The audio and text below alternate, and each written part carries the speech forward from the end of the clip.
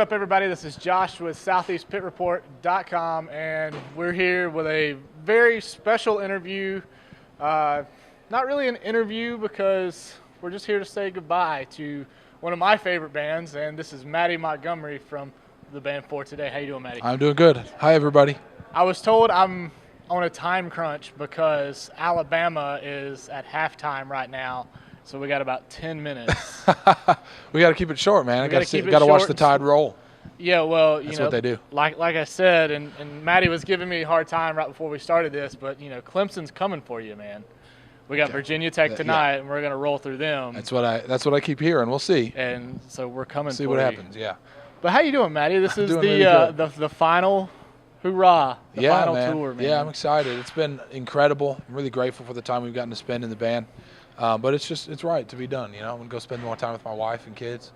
So it's going to be really good. I was right here in Charlotte. I was right down the road at PNC this summer when I got the news that you guys were going to call it quits and you were going to do one final tour. Matter of fact, it's the very first place I ever saw you guys play on Warped Tour. Wow. So it was kind of like, man. And I stopped what I was doing at that point and sent that to a friend of mine, matter of fact, who's going to be here tonight. And I was like, I cannot believe that they're calling it quits after a decade. What made you guys, decide, being a former musician, myself, and, just playing in local bands, as a local musician, it's kind of easy sometimes to go, well, it's time to go get a real job. You know what I mean? It's time to go do this. I don't want to get a real job. Yeah, you guys have been, this has been your job for a decade. Yeah. What went into you guys saying, it's just time to wrap it up? Yeah, well, it really was simple, man. All the time, all the time I'm coming to God in prayer, and I'm saying, what do you have for me today?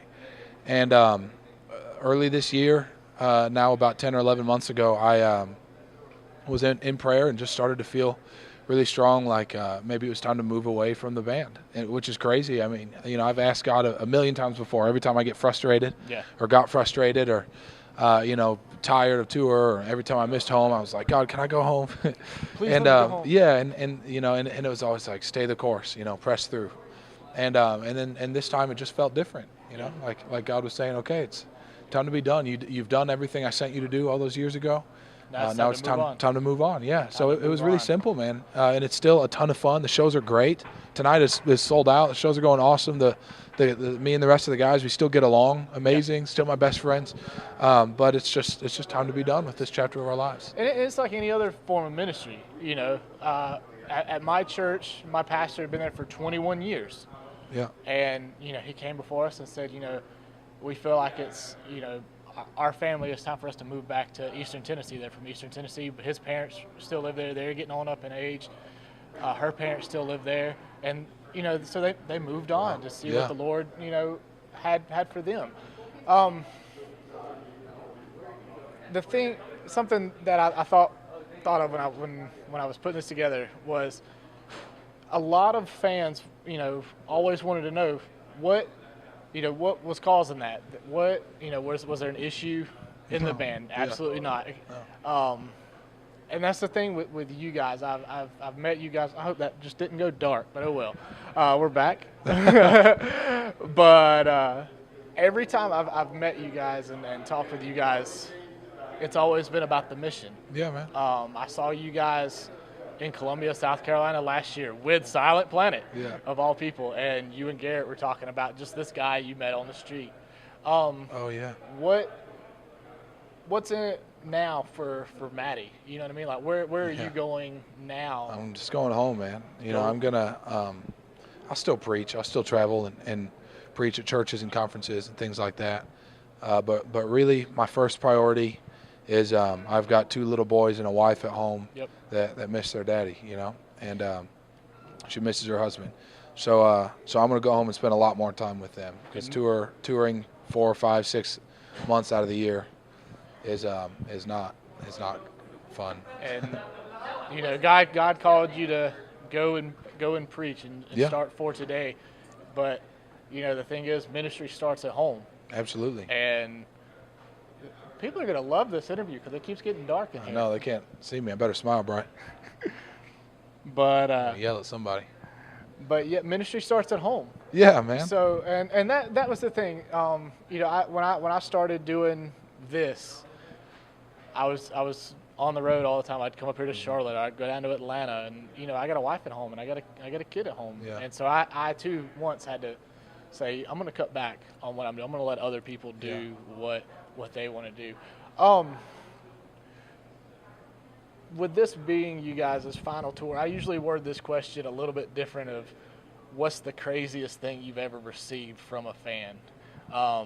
This tour is different. I'm sure at some point in time on these runs, fans brought you something and said, "Hey, Maddie, I want you to have this." What's the coolest thing you've gotten on this run so far? I got introduced to a little girl, or a little boy, can't remember. I got introduced to a baby whose name is Maddie, after me, which is the craziest for sure. Like, it's not even, they didn't hand me anything. I mean, I've had people hand me a lot of things, but they brought this baby to a show whose name is Maddie because they said, man, your ministry has impacted our lives like crazy. And so we named our child Maddie. After Maddie. Yeah. That's definitely something special. Pretty serious, yeah. No one's ever going to come to me and say, "Hey, I named my kid after you, Josh." You know, maybe. Well, they might. I would have thought the same thing. But that's pretty intense. Yeah. You know, I ask that question all the time, and I get, or what's the craziest thing you've ever received? And we've gotten some crazy answers on that, and I won't go into that. But that's pretty intense to know that the ministry God called you to do for a decade has impacted that person to say, you know what, because of what you did, because you stepped out on faith and you came and you toured the world, and you impacted my life. My son, I'm going to name after you. So, real quick, I did want to read something to you.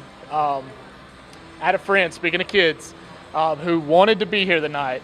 That music's fine. Is it? Okay. Yeah, it's not gonna. It may pick it up a little bit in the background. All right. Okay. But he wanted to be here tonight, but he couldn't. He's got a little over a month-old son, Theo. But my buddy Harley, when I told him I was coming up here, he said one that he wanted me to tell you every time he listens to Fearless, he wants to punch the devil in the face. But also too, he said Crown has always made him tear up, especially at the part where he says we spit in his face and crowned him. It's always been his favorite song, and it meant a lot as it reminds him that everything that he went through was for us, and that it should have been us up there instead of Jesus.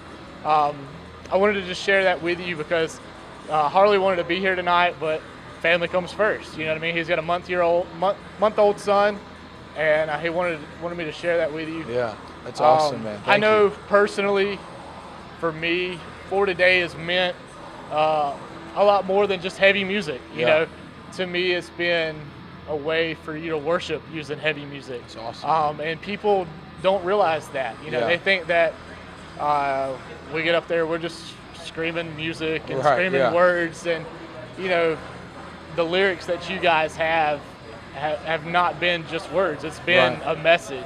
Yeah, man. And I know, just speaking probably for a lot of For Today fans, that's been what it's been for us. Is it's a time when we pop in a record, it's going to be a time of worship.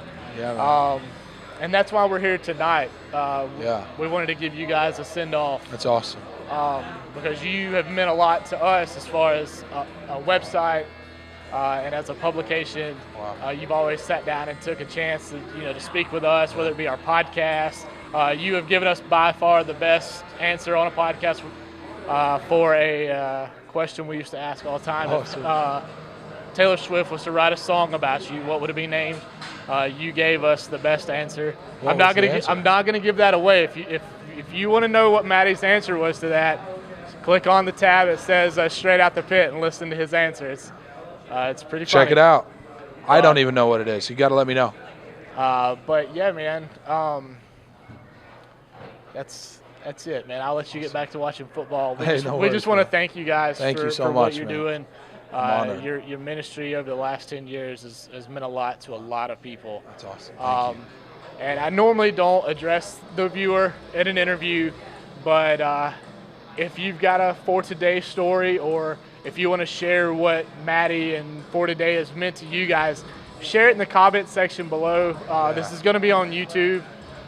So, hey, the ministry doesn't have to stop with when the band's done. That's right.